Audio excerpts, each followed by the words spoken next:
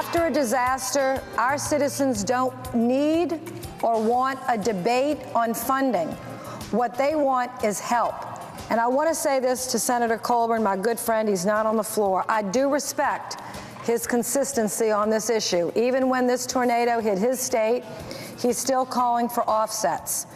He has been consistent, but Madam President, in my view, he's been consistently wrong.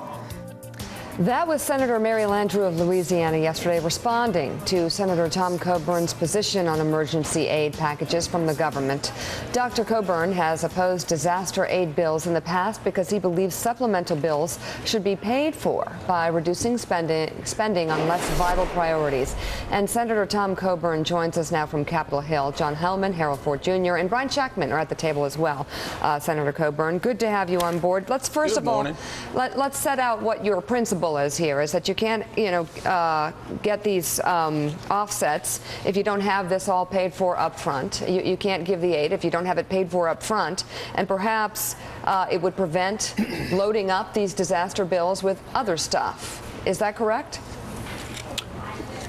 Well, yeah, I'd say essentially the problem is what you just heard is why we're $17.5 trillion in debt. Right. The porker senators around here that want to spend more money for parochial benefits rather than do what's in the best long-term interest of the country always vote to add things on to a Christmas tree package that doesn't have to be paid for. And so, basically it's free money, so I want more. Yeah. And the fact is our country is in trouble. And I've been consistent. 1995 bombings in Oklahoma City, I was in Congress. We paid for that. We offset it and paid for it. We made a priority choice of helping Oklahoma City by cutting spending somewhere else. And it's the lamest excuse in the world when we have at least $200 billion worth of waste, fraud, and duplication to say, oh my gosh, we can't do that. We have to go borrow the money against the very kids you're saying you want to help. Right. So it's morally wrong. It's repugnant to me.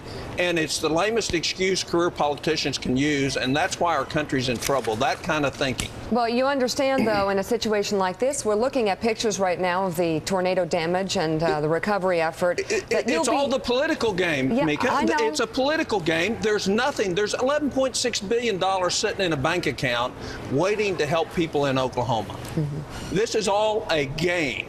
And it's a crass political game because I was being asked these questions before we even pulled the dead people out of the rubble.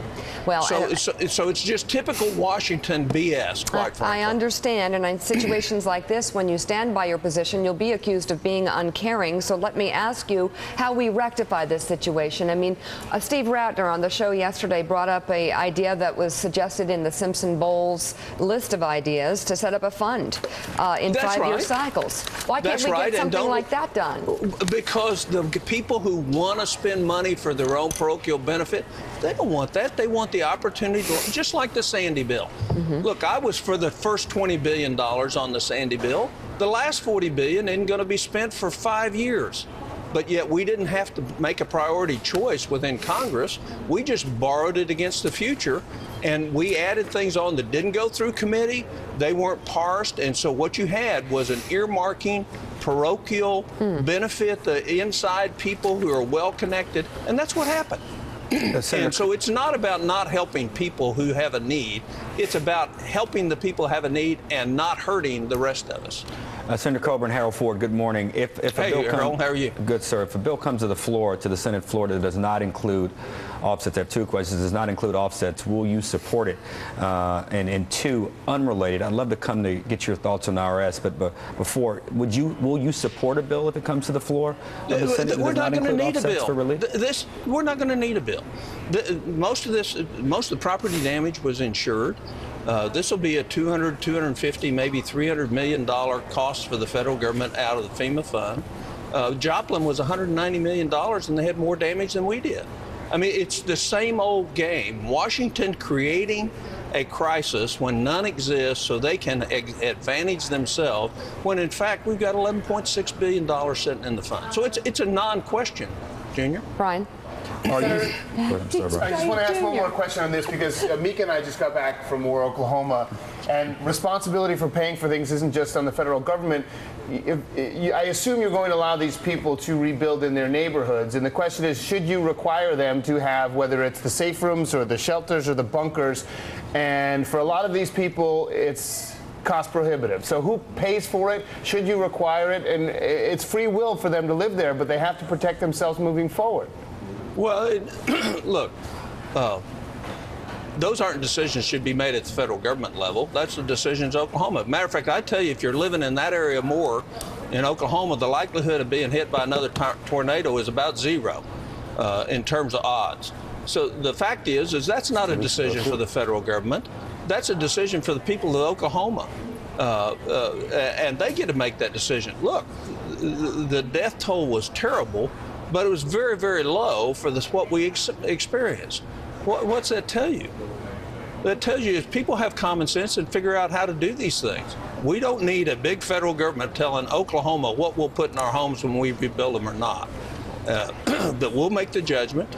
We'll make the decisions, and if we want to add that to our building code, we'll do it. Well, frankly, just to be honest with you, the odds were the same a week and a half ago, and it happened again. So that point is... No, the odds weren't the same. Well, yes, they were. That's completely wrong. If you've had 2 tornadoes in 14 years, yes, and then you're saying the odds of alley. that is the same as going forward, that's not right at all. I don't think so. You need I think to go the back odds and are check increase or decrease based on whether you have another one. statistics class. It doesn't change the odds. But I don't want to talk about that specifically because you have 11.6 billion, and one of the things you could do to help these people is to help them build these things on top of rebuilding. So if you're talking about paying for it and offsetting it, you also have to talk about what's the best way to spend this money, and wouldn't that be a federal choice as well? What I would tell you is we don't do a very good job about the best way to spend money. All you have to do is look at the Hurricane Sandy bill. That 2/3 of it isn't going to help the people in New York. It's going to help the well-connected and the well-heeled.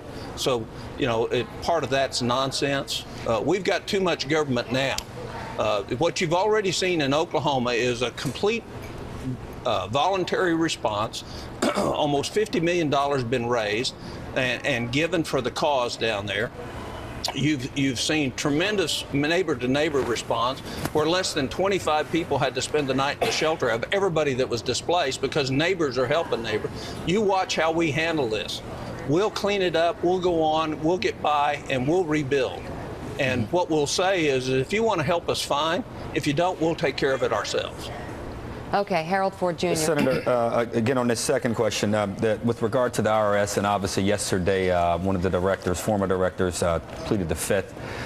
Questions continue to swirl. Are you at this moment satisfied with the direction and pace of the investigatory committee's approach to this? And 2, if not, what other questions in your mind need to be answered?